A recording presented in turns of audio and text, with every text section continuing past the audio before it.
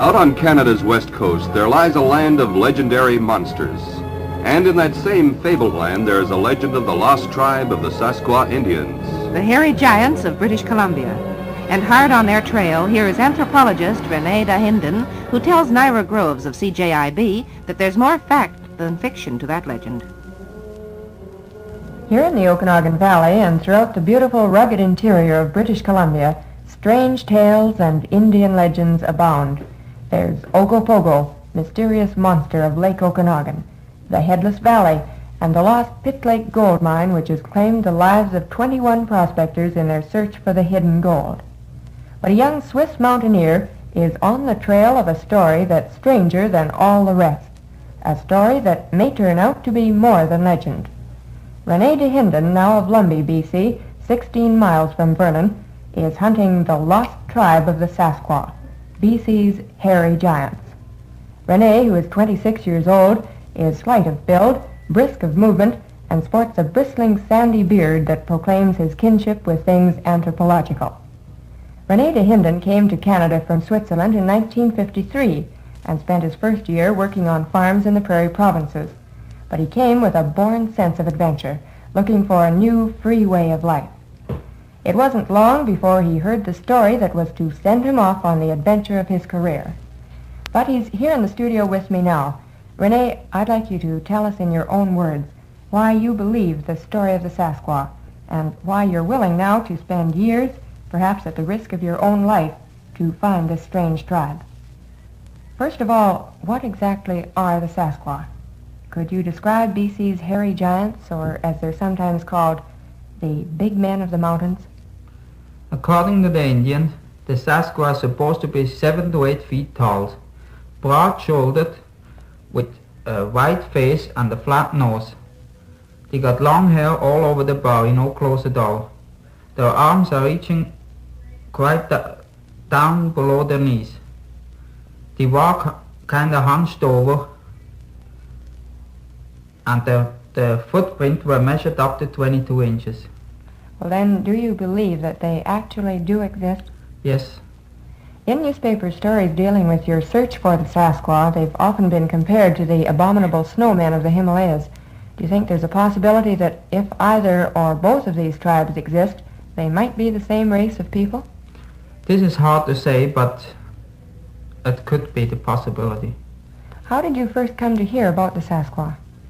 I was working at the time in Calgary, and my boss, who was working during the wartime in Vancouver, told me about the Sasquatch. And after questioning him for quite a while, he said, "Why don't you go and look for him?" So I said, "That's just what I'm trying to do."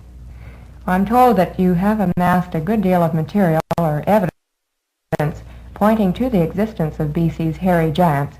What was the earliest record describing what we now call the Sasquatch?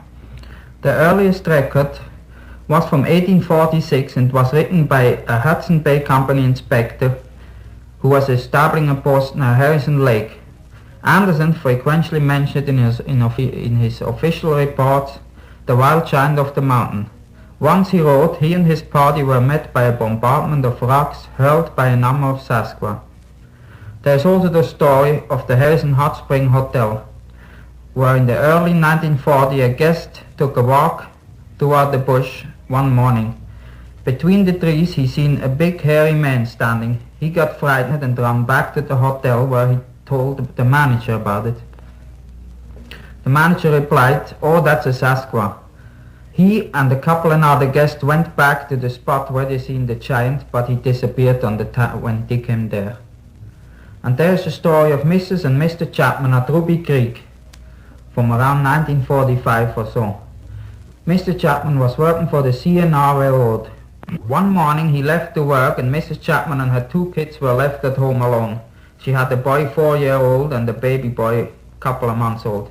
Toward noon the boy came running in the house and told his mother about the big cow who stepped over the fence and walked toward the woodshed. Mrs. Chapman looked out the window and seen the big hairy man coming toward her house. She took her 2 kids and went out the front door and ran down to the Fraser River and the CNR railroad tracks, where she went in hiding. The giant went into the woodshed, where there was a barrel of salted fish.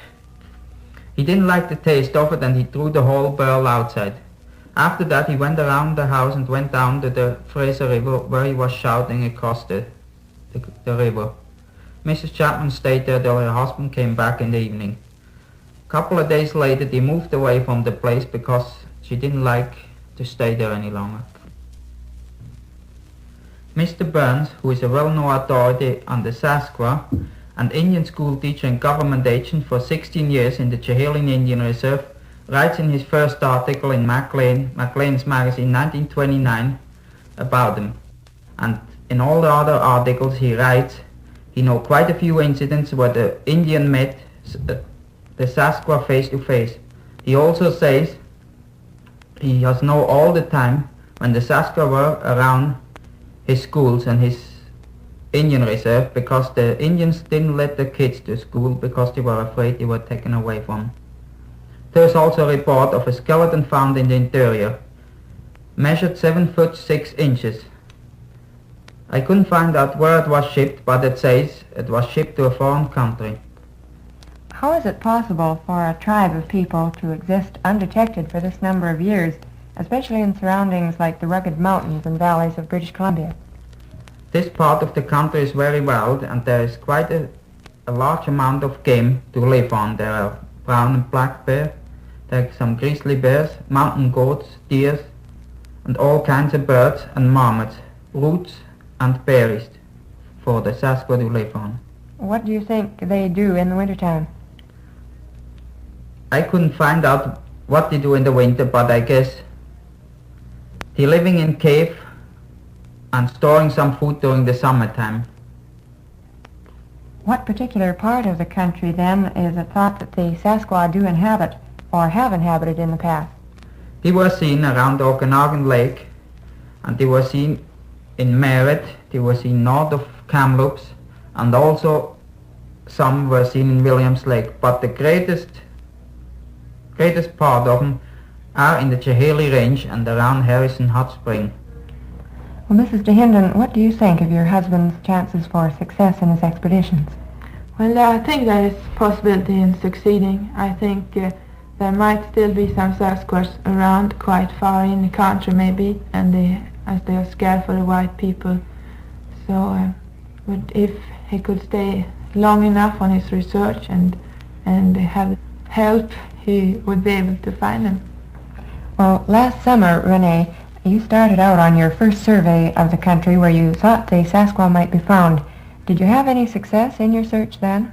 No, we didn't see any trace or tracks of the hairy giants, but we were only in 2 months and this is not a long enough time to make any real search for them. We flew in from Harrison Hot Spring to Boots Lake on the border of Garibaldi Park, and from there we went up by boat up the lake, Harrison Lake, and went up to Mount Breckenridge, 7,825 feet high, and further over to the west to mountains who have no name yet.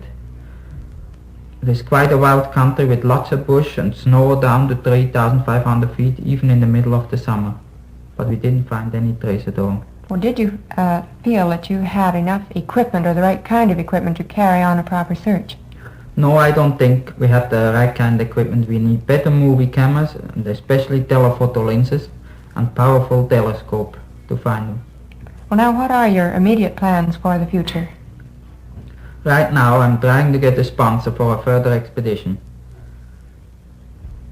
And in the springtime, as soon as the weather permits, I like to go in south of the Princeton Hope Highway and try to make a search in there, and further in the summer north of the Fraser River and up to the Garibaldi Park where the weather are better in the summertime. About how long do you think it might take you to get some real results in your expedition? This is hard to say. It could take a week, a month or a year or even longer, but I'm sure we succeed in finding them. I'm sure we wish you the very best of luck, Rene, in your search for BC's hairy giants. How much is legend? How much fact? And if some of the hairy giants do exist, what are they? A wild Indian tribe or descendants of Stone Age men? If Rene Dahinden is successful in his hunt for the Sasquatch, it could mean a major scientific discovery of the 20th century. This is Nyra Groves of CJIB Vernon reporting back to assignment. You know, I've got a theory, Nyra. Maybe they're the Cyclops' kith and kin. Wouldn't that be a discovery?